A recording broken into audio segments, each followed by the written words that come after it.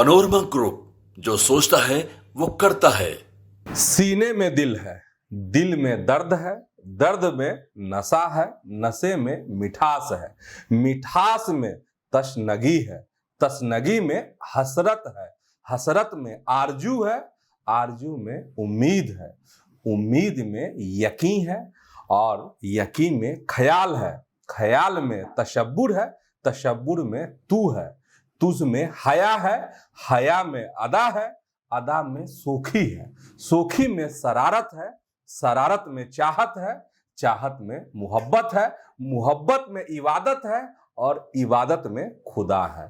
नमस्कार, आप देख रहे हैं न्यूज हाट। मैं हूं चंदन झा। सिर्फ सियासत और पहली खबर मुकेश सहनी को लेकर। खबर यह है कि मुकेश सहनी की पार्टी मतलब वीआईपी ने एक पोस्ट किया और उस पोस्ट में क्या था कि 60 सीट चाहिए। किसको? तो मुकेश सहनी की पार्टी को। एकदम से हलचल और लोगों को लगा कि नहीं, ये तो हलचल है लेकिन मुकेश सहनी कह रहे हैं, ठीक है, एक पोस्ट उन्होंने कर दी है, ऐसा कुछ नहीं है। इसके बाद जो है मीटिंग हुई महागठबंधन की तेजस्वी यादव के नेतृत्व में और उस मीटिंग में से मुकेश सहनी जो है गायब हो गए और खबर यह आई कि वह तो चले गए हैं दूर। दूर कहाँ? तो दिल्ली है ना, दूर दिल्ली चले गए दूर। और सवाल उठने लगा कि आखिर मुकेश सहनी, इतनी बड़ी मीटिंग है, कोऑर्डिनेशन कमेटी की मीटिंग है, सीटों पर बात होनी है और वाकई में महत्वपूर्ण मीटिंग भी थी और उस मीटिंग में कई चीजों पर प्लानिंग हुई, जिसमें सबसे पहली बात यह सामने आई कि यात्रा निकलेगी, जिस पर चर्चा हम लोग कर चुके हैं कि यात्रा निकलेगी। महागठबंधन के तमाम दल उसमें शामिल होंगे, राहुल गांधी भी उसमें शामिल होंगे और बिहार के अलग अलग जगहों पर वो यात्रा जाएगी और जो वोटर है महागठबंधन के, उनको एकजुट करेगी, बिहार की जनता को संदेश दिया जाएगा इस यात्रा के माध्यम से। ठीक है। फिर यह भी खबर कि रक्षाबंधन के बाद जो है रैलियां होंगी, जो 9 प्रमंडल है बिहार में, अलग अलग प्रमंडलों में रैलियां होंगी। तो जब आप समझ रहे हैं कि मीटिंग कितनी अहम मीटिंग थी, लेकिन उसमें तो चूंकि दिल्ली दूर चले गए थे मुकेश सहनी, हालांकि उनकी पार्टी के प्रदेश अध्यक्ष बाल गोविंद बिंद थे। तो बाल गोविंद, उनके रहने का क्या मतलब हमको नहीं समझ में आता है, कितना मतलब है, और दर्शक भी समझते ही होंगे कितना मतलब है बाल गोविंद बिंद के उस मीटिंग में रहने का। कल भी हमने कहा था, सुबह वाले कार्यक्रम में भी कहा था, तो आप समझ गए होंगे। तो मुकेश सहनी जो चले गए दिल्ली, तो सवाल तो खड़ा हो ही गया। अब देखिए, मुकेश सहनी का जवाब भी आ रहा है, तो जरा जवाब को समझिए। और मुकेश सहनी ने जो कहा है उसको गौर करना पड़ेगा। जो सियासत है यहाँ की, महागठबंधन में अंदर खाने क्या चल रहा है, तो उसको समझना जरूरी है ना। कह रहे हैं मुकेश सहनी कि तेजस्वी की तरह जो है दूल्हा बनना है, बाराती नहीं बनना है। और देखिए, दूल्हा की बात आ रही है, बाराती की बात आ रही है, तो इंडिया अलायंस की जो मीटिंग हुई थी पटना में, जिसमें राहुल गांधी को लालू प्रसाद ने कहा था कि आप दूल्हा बनिए और हम सब बाराती बनेंगे, तो उसी दिन जो है दिल फट गया था। किनका? तो नीतीश कुमार का। हालांकि कुछ कदम जो है साथ चले थे इंडिया गठबंधन के, कई और मीटिंग में शामिल हुए भी थे नीतीश कुमार, लेकिन दूल्हा और बाराती जो है ना, दिल फाड़ने वाली बात है। वैसे व्यवहारिक जीवन की अगर हम बात करेंगे तो दूल्हा और बाराती तो दोनों शुभ है, लेकिन बिहार की सियासत ने जो पिछले दिनों रंग दिखाया दूल्हा और बाराती को लेके, इसे दिल फटता है। और मुकेश सहनी जिस तरह से बात कर रहे हैं, उससे वाकई में जैसे लग रहा है कि कलेजा कहीं टुकड़ा ना हो जाए। वैसे चर्चा भी बहुत है, सवाल भी बहुत है मुकेश सहनी को लेकर, और मुकेश सहनी ने जो कहा है, अब जरा समझिए और गौर कीजिए। और मायने हम नहीं बताएंगे, सिर्फ हम उनके शब्द आपको बता रहे हैं, मायने आप खुद निकाल लीजिए कि महागठबंधन में क्या हो रहा है और क्या बिहार की राजनीति कहां जा रही है और मुकेश सहनी की राजनीति क्या होगी, क्या करेंगे, महागठबंधन में रहेंगे नहीं रहेंगे, क्या करेंगे। तो देखिए, मुकेश सहनी कह रहे हैं कि 60 सीट से नीचे की तो बात ही नहीं है। चलिए 2-4 जो है आगे पीछे हो सकता है, लेकिन 45 और 50 कभी नहीं होगा, सवाल ही नहीं है। और उन्होंने कहा कि तब उनसे सवाल भी हुआ कि अच्छा तो आप मतलब दूसरे नंबर की पार्टी बनना चाहते हैं? तो कहा बिल्कुल, मतलब दूसरे नंबर में क्या, पहले नंबर पे आरजेडी, दूसरे नंबर पे कांग्रेस, माने सीट बंटवारा के लिहाज से हम कह रहे हैं। और लेकिन उस कांग्रेस वाली जो जगह है उसको हड़प लेना चाहते हैं मुकेश सहनी।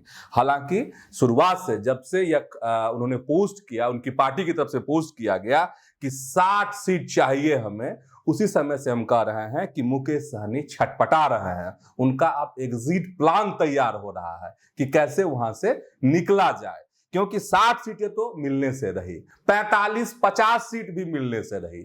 यह हमारे दर्शक भी समझते हैं और मुकेश सहनी तो बखूबी जानते ही हैं। इसीलिए इतना बड़ा नंबरिंग कर दिया कि मुश्किल हो रहा है। किसके लिए? तो तेजस्वी यादव के लिए।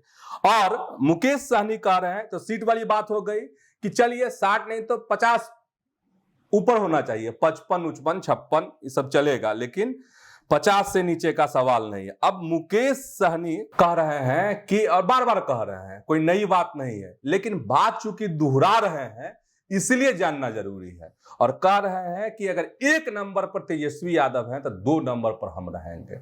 मतलब कि तेजस्वी यादव दूल्हा बनेंगे तो हम भी दूल्हा हैं, 2 नंबर का दूल्हा है, बाराती नहीं बनने वाले हैं। 1 नंबर का दूल्हा तेजस्वी यादव, 2 नंबर के दूल्हा का मतलब है उप मुख्यमंत्री, डिप्टी सीएम। देखिए सीट तो सीट, अब डिप्टी सीएम वाली बात भी है। तो वो यह कह रहे हैं कि हम जो है 2 नंबर के दूल्हा बनेंगे।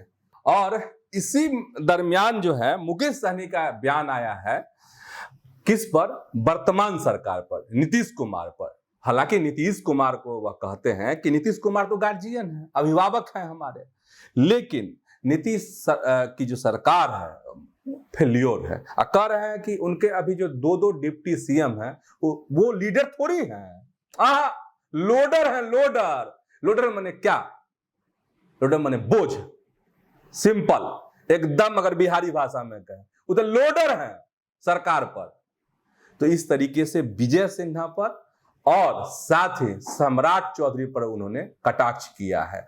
हम इस कटाक्ष का जिक्र इसलिए आपसे कर रहे हैं क्योंकि चर्चा है, सुगबुगाहट है कि बीजेपी के साथ जो है मुकेश सहनी जा सकते हैं। हालांकि कुछ लोगों का कहना है जो बिहार की राजनीति को समझते हैं कि ना मुकेश सहनी कहीं नहीं जाएंगे, बस प्रेशर पॉलिटिक्स है, अधिक से अधिक सीट हासिल करने के लिए यह चाल है। अब जो भी हो, लेकिन मुकेश सहनी ना डिप्टी सीएम बन पाएंगे और ना उन्हें 50 से, मतलब जो कह रहे हैं 50+ सीटें मिल पाएंगी। 10, 12, 20 अगर महागठबंधन में भी रहते हैं तो, अगर एनडीए में चले जाते हैं तो वह भी नहीं, 10, 11, 12 दर्जन भर बहुत हो गई सीटें। तो अब जो भी होगा, हालांकि उनका एक पुराना बयान था कि अगर निषाद समाज को आरक्षण अगर दे देते हैं नरेंद्र मोदी तो उनके लिए सिर जो है कटवा देंगे, मतलब जान न्यौछावर कर देंगे, कुछ भी कर देंगे।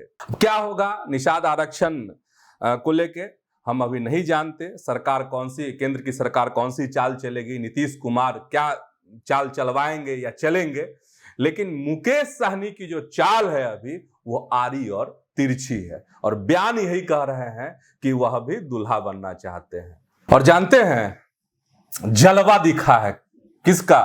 तो तेज प्रताप का, महुआ में। और मतलब अब चुनाव नजदीक आ रहा है और तेज प्रताप ने तो यह बात कह दी है, पहले ऐलान कर दिया है उन्होंने कि महुआ से चुनाव लड़ेंगे। और तो आज सबसे मिलने जुलने के लिए पहुंचे थे, तो काफिला जैसे ही तेज प्रताप पहुंचते हैं तो काफिला बड़ा हो जाता है ना, आहिस्ते आहिस्ते, तो काफिला बड़ा। तो इस दौरान जो तेज प्रताप ने जो भाषण दिया है अपना, समझिए गर्दा भाषण है। और तेज प्रताप यादव ने कहा कि अगर मुझे जिता दिया चुनाव में तो समझिए कि लालू जी को जिता दिया। तो ये बात तो हो गई कि लालू जी को जिता दिया। उसके बाद जो बात कही है वो बड़ी तीखी है और तेजस्वी के लिए है। तेजस्वी को ललकारा, उन्होंने चैलेंज दिया है कि अगर है तो एक बार जो है वो बांसुरी बजाकर तेजस्वी यादव दिखा दे। तब जो है फिर मानेंगे कि कृष्ण कौन है और अर्जुन कौन है।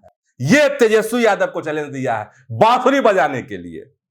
और महुआ के विधायक को लेकर भी तेज प्रताप ने कहा है कि महुआ के जो वर्तमान विधायक हैं, जैसे ही मेरा कदम पड़ता है महुआ में कि ला फपक फपक कर दम रोने लगते हैं, करेजा पीटने लगते हैं।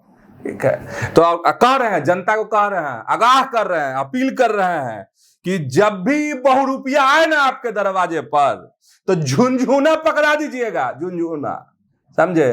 तो जलवा रहा तेज प्रताप यादव का महुआ में। आज एक खबर आपको ये है कि कांग्रेस इन दिनों बहुत मेहनत कर रही है, पुराने नए लोगों को जोड़ने की कोशिश हो रही है और तरह तरह के कांग्रेस के द्वारा कार्यक्रम किए जा रहे हैं। पटना में जो कांग्रेस का दफ्तर है, मतलब सदाकत आश्रम है, उसमें सेना के सम्मान में एक कार्यक्रम रखा गया था और इस दौरान जो है बैठने को लेकर जो है कार्यकर्ता भिड़ गए। कांग्रेस विधायक दल के नेता हैं शकील अहमद खान ने सेना के जवानों को बैठने के लिए जगह देने को कहा कार्यकर्ताओं से।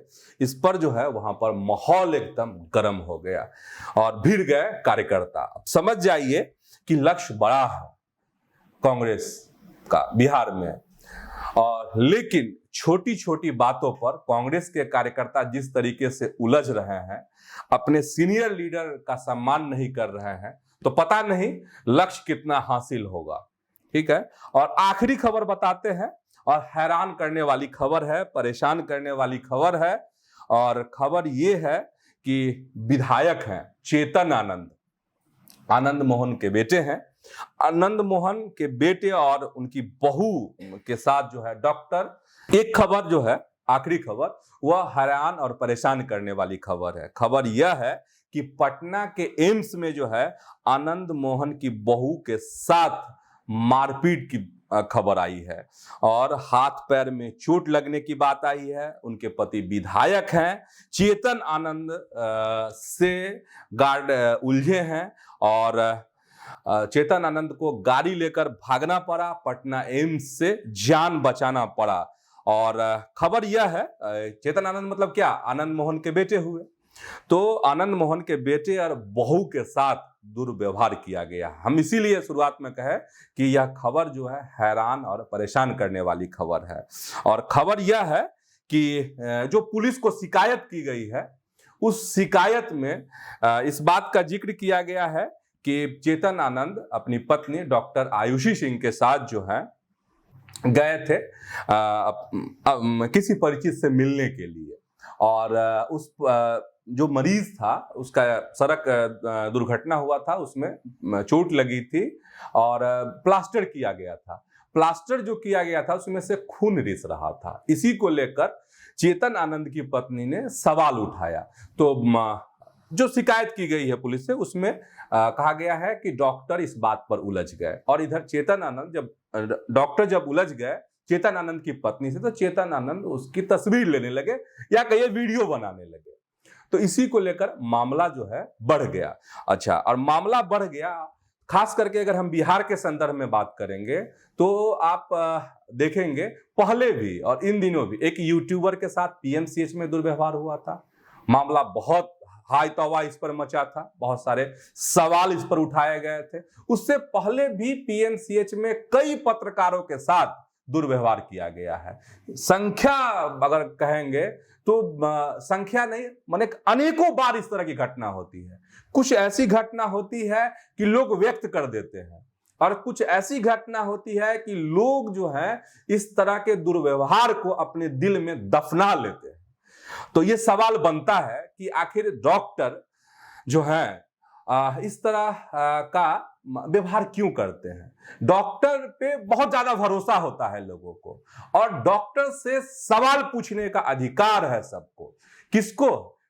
मरीज को भी। और जो मरीज के शुभचिंतक हैं, जो उनके परिजन हैं, उनको भी यह अधिकार है कि अपने पेशेंट के बारे में यह जाने कि आखिर उनकी तकलीफ जो है कम क्यों नहीं हो रही है, तकलीफ कैसे दूर होगी।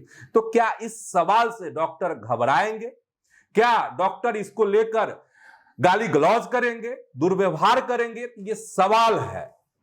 सवाल यह भी है कि ऐसे डॉक्टरों पर अंकुश कैसे लगे, ताकि देखिए चेतन आनंद तो माननीय है, विधायक है, तो उनके साथ तो और बड़ा सवाल खड़ा होता है कि अगर एक विधायक के साथ, जबकि उनकी पत्नी खुद एक डॉक्टर है, और उनकी पत्नी के साथ अगर इस तरह का व्यवहार हो सकता है, और एक डॉक्टर जो है डॉक्टर के साथ इस तरह का व्यवहार करेगा, तो बताइए सवाल कितना बड़ा खड़ा होगा और इसका जवाब कौन देगा। अगर जवाब मांगेंगे तो डॉक्टर विफर पड़ते हैं, उनके एसोसिएशन जो है नाराज हो जाते हैं। नाराज मत होइए। अगर कोई डॉक्टर में, हम ये नहीं कह रहे हैं कि चेतन आनंद में जो डॉक्टर हैं वो अव्यवहारिक हैं, लेकिन अगर कोई अव्यवहारिक डॉक्टर हैं तो उनको ठीक करने का, समझाने बुझाने की जिम्मेदारी भी जो है लेनी चाहिए। कौन लेगा? जो अस्पताल का प्रशासन है वो लेगा, उनके सीनियर लेंगे, या फिर एसोसिएशन लेगा। तो ये होता नहीं दिखता है। तो नाराज मत होइए, ठीक कीजिए चीजों को, और ठीक करना भी आप सबकी ही जिम्मेदारी है। और बहुत बड़ा सवाल फिर खड़ा हो गया, पीएमसीएच का तो हुआ ही था, अब एम्स पे भी खड़ा हो गया है कि डॉक्टर अगर इस तरह से, जिनको आप भगवान कहते हैं, धरती के भगवान कहते हैं, वो अगर इस तरह से व्यवहार करे तो क्या किया जाए। तो आज के सियासत कार्यक्रम में इतना ही। ऐसे ही आप न्यूज हाट के साथ जुड़े रहिए, खबरों से अपडेट रहिए। लेकिन एक अपील है कि अगर यूट्यूब पर न्यूज हाट को देखते हैं तो वहां सब्सक्राइब कर लीजिए, नहीं फेसबुक पर देखते हैं तो न्यूज हाट के पेज को आप लाइक कीजिए, फॉलो कीजिए। धन्यवाद, प्रणाम।